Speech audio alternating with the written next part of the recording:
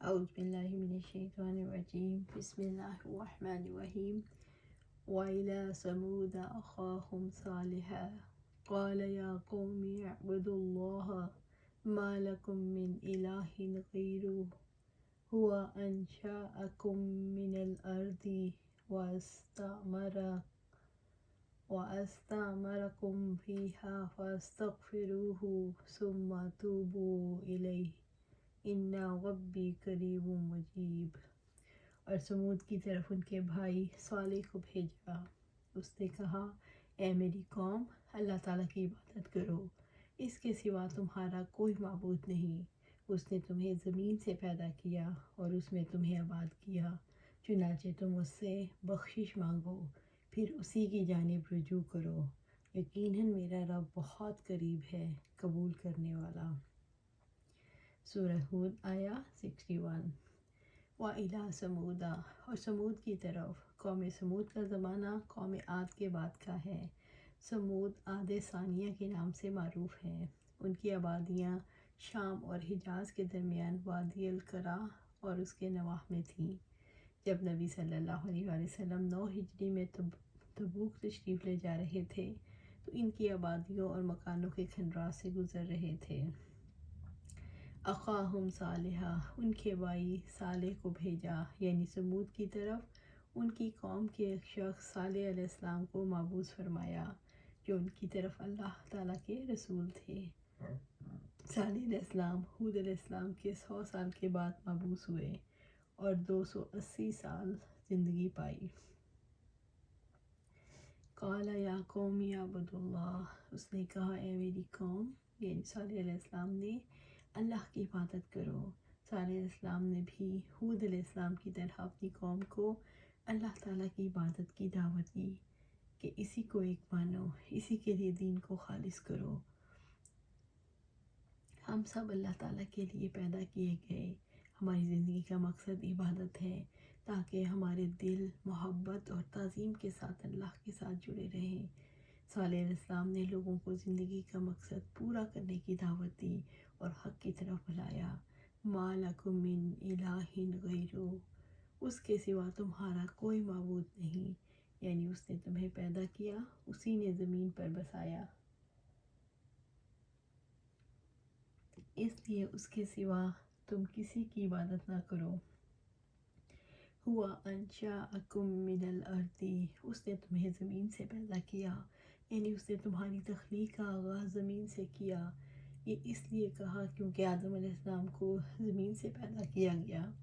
آدم علیہ السلام کو مٹی سے بنایا، اور جو قطرہ منی انسان کی پیدائش کا ذریعہ ہے، اس کے اجزائے ترکیبی میں مٹی ہی بنیادی عنصر ہے۔ وَاسْتَعْمَرَكُمْ فِيهَا، اور اس میں تمہیں آباد کیا، یعنی تمہیں زمین میں آباد کیا اور اسے آباد رکھنے کی تمہارے اندر صلاحیت ودید کی، یعنی تمہیں زمین میں خلیفہ بنایا، تمہیں ظاہری اور باطنی نعمتوں سے نوازا، تمہیں زمین میں تمکن اور اقتدار عطا کیا۔ تم عمارتیں بناتے ہو، باغات لگاتے ہو اور کھیتیاں اگاتے ہو، جو چاہتے ہو کاشت کرتے ہو، اس سے نفع حاصل کرتے ہو اور اسے اپنے مصالحے اور مفاد میں استعمال کرتے ہو۔ اس طرح ان تمام امور میں اس کا کوئی شریک نہیں، اسی طرح اس کی عبادت میں بھی کسی کو شریک نہ ٹھہراؤ۔ فَاسْتَغْفِرُوهُ، چنانچہ تم اس سے بخشش مانگو، یعنی اللہ تعالیٰ سے اپنے گناہوں اور ان کی برائیوں سے معافی مانگو، اور آئندہ عزم کرو کہ برائی نہ کرو گے۔ ابو ذر رضی اللہ تعالیٰ عنہ سے روایت ہے کہ آپ صلی اللہ علیہ وآلہ وسلم سے روایت ہے کہ اللہ عز و جل نے فرمایا، اے میرے بندو، تم سب دن رات گناہ کرتے ہو اور میں سارے گناہ کو بخشتا ہوں، تو تم مجھ سے بخشش مانگو، میں تمہیں بخش دوں گا۔ یعنی تم سے کفر، شرک اور دیگر جو گناہ صادر ہوئے ان کی بخشش طلب کرو اور ان گناہوں کو چھوڑ دو۔ ثم توبوا الیہ، پھر اس کی طرف رجوع کرو، یعنی خالص توبہ اور انابت کے ساتھ اللہ تعالیٰ کی طرف رجوع کرو۔ ان ربی قریب و مجیب، یقیناً میرا رب بہت قریب ہے، قبول کرنے والا ہے، یعنی میرا رب اس کے قریب ہے جو عبادت کو اس لیے خالص کرے اور توبہ میں رغبت رکھے۔ اللہ تعالیٰ قریب ہی ہے، وہی امیدوں کو پورا کرنے والا ہے۔ جو اس سے سوال کرے یا عبادت کے لیے پکارے وہ اس کے قریب ہے۔ قالوا یا صالح قد كنت فينا مرجوا قبل هذا أتنهانا أن نعبد ما يعبد آباؤنا وإننا لفي شك مما تدعونا إليه مريب۔ انہوں نے کہا اے صالح، اس سے پہلے تم پر امیدیں رکھی گئی تھیں، کیا تم ہمیں اس سے روکتے ہو کہ ہم ان کی عبادت کریں جن کی عبادت ہمارے باپ دادا کرتے تھے؟ بلا شبہ یقیناً ہم اس کے بارے میں ایک بے چین رکھنے والے شک میں ہیں، جس چیز کی طرف تم ہمیں بلاتے ہو۔ سورہ ہود آیا 62۔ قالو، قوم سمود نے صالح علیہ السلام سے کہا، یا صالح قد کنت فینا مرجوا قبل ھذا، اے صالح علیہ السلام اس سے پہلے تم پر امیدیں رکھی گئی تھی۔ سمودیوں نے صالح علیہ السلام کی اخلاص کی دعوت کو ٹھکرا دیا اور کہنے لگے، ہم تو تم سے بہت امیدیں لگا کر بیٹھے تھے کہ تم ہمارے سردار ہوگے۔ صالح علیہ السلام اپنی عقل، علم، ذہانت، سچائی اور حسن تدبیر کے اعتبار سے ایک ایسی شخصیت تھے جن سے قوم نے امیدیں وابستہ کر لی تھیں کہ ان کی صلاحیتیں قوم کے کام آئیں گی اور وہ قوم کے حق میں کارآمد ثابت ہوں گے اور مروجہ دین کے مضبوط ستون ثابت ہوں گے۔ یہ ان کی طرف سے ان کے نبی صالح علیہ السلام کے حق میں ایک گواہی ہے کہ وہ مکارم اخلاق اور محاسن عادات میں معروف تھے، اپنی قوم میں بہترین شخص گردانے جاتے تھے، مگر جب وہ یہ دعوت توحید لے کر آئے جو ان کی فاسد خواہشات کے موافق نہ تھی، تب انہوں نے یہ بات کہی۔ انہوں نے دراصل یہ اعلان کیا کہ اب تم سے کسی بھلائی کی امید نہیں رکھی جا سکتی۔ أَتَنْهَانَا أَن نَّعْبُدَ مَا يَعْبُدُ آبَاؤُنَا، انہوں نے کہا اتنہانا، کیا تم ہمیں اس سے روکتے ہو؟ کیا تم ہمیں ہمارے قدیم دین سے روکنا چاہتے ہو؟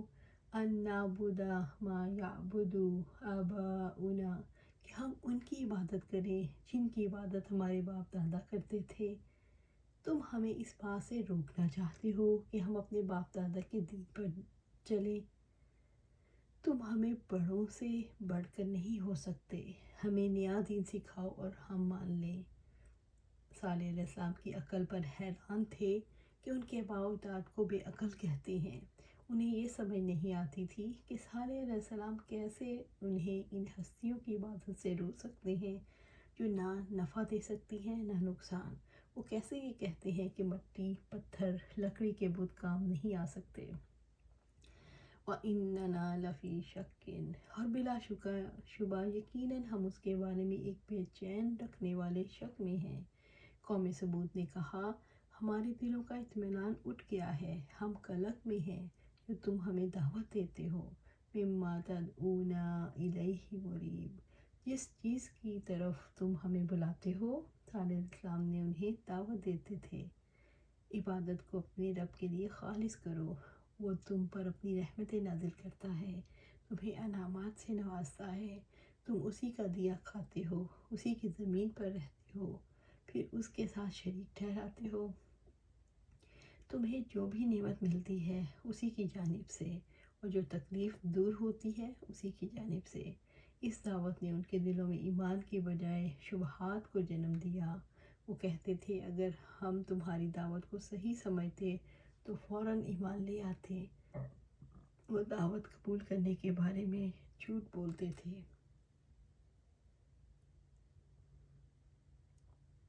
قالوا یا قومی ارأیتم ان کنت علی بینات من ربی وآتانی منہ رحمۃ فمن ینصرنی من اللہ ان عصیتہ وما تزیدوننی غیر تخسیر۔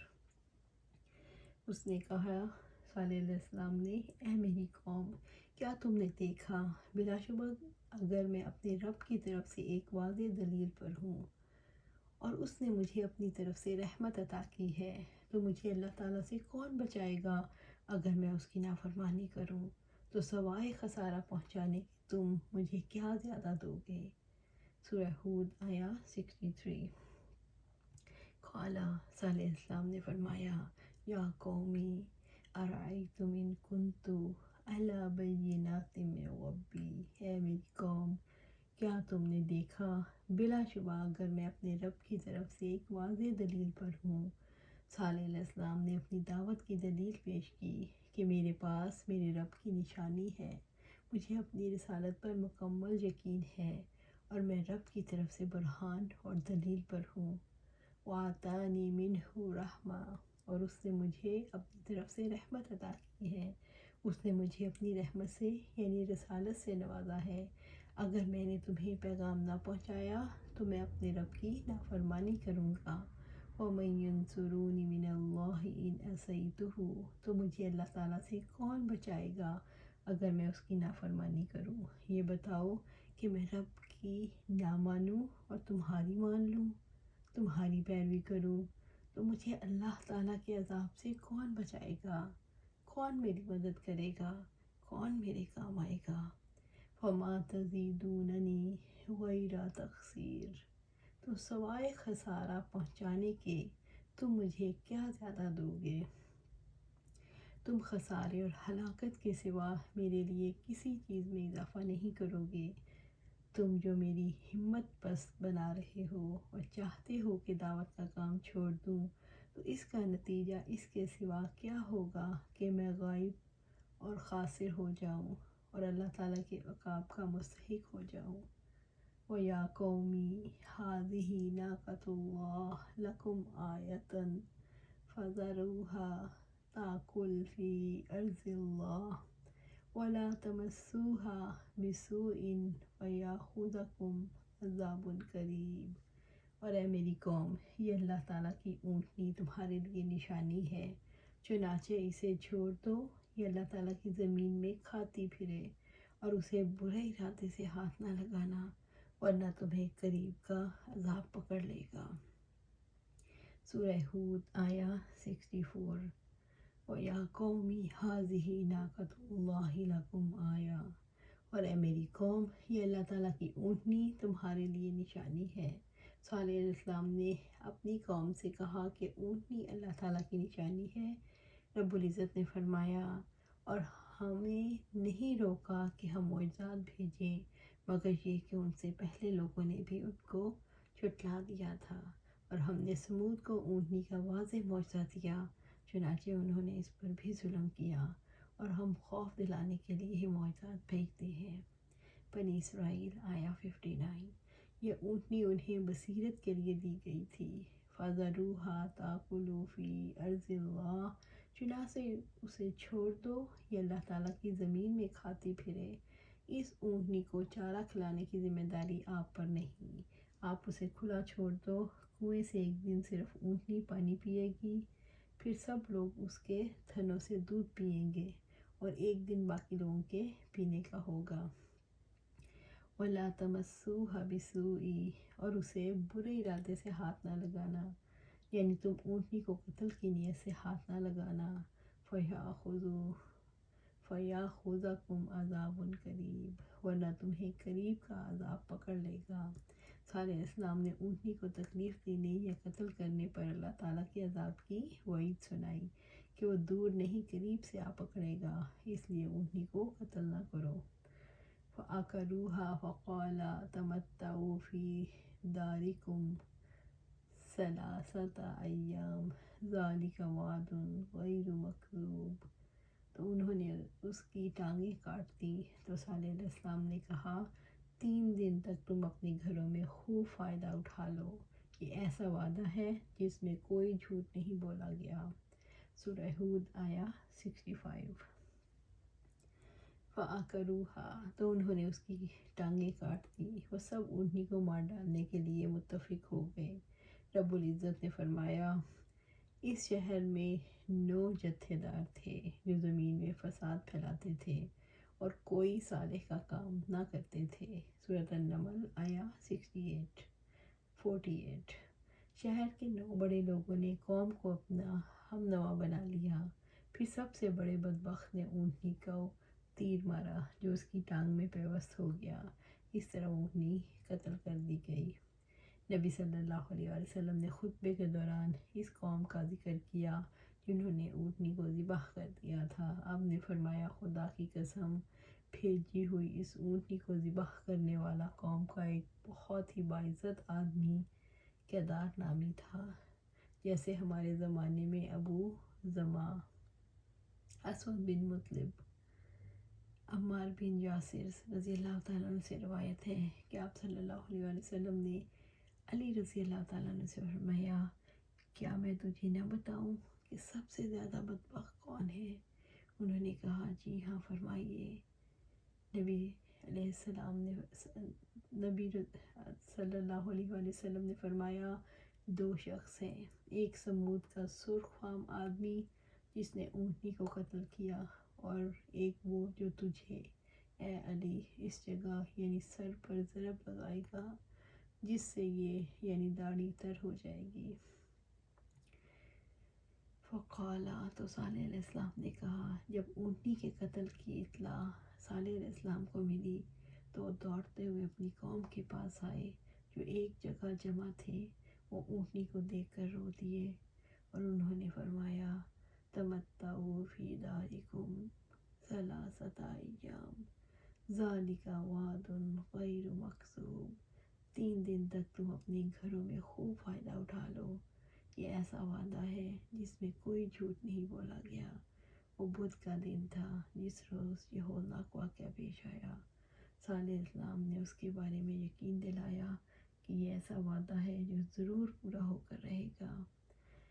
اللہ سبحانہ تعالیٰ سے دعا ہے کہ ہم سمیع اطاعت کرنے والے بنیں اور ہر کام کو اللہ رب العزت کے حکم کے مطابق کریں۔